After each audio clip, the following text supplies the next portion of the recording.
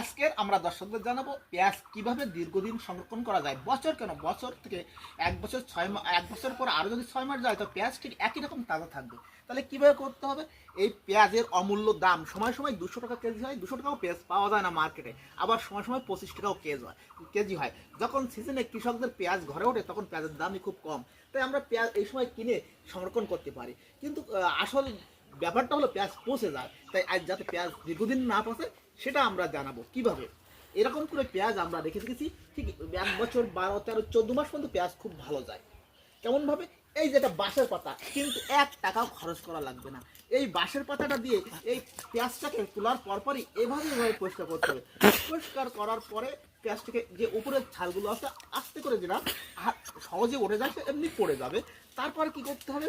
তারপর পেঁয়াজগুলো একটা যে বস্তায় দেখো বাইরে যে হাওয়া বাতাস ঢোকে সেই বস্তার ভিতরে আমরা পেঁয়াজগুলো বন্দি করতে হবে। তারপরে বস্তাটা এভাবে ঝুলায় রাখতে হবে দীর্ঘদিন, তাহলে পেঁয়াজ একটা পেঁয়াজই নষ্ট হবে।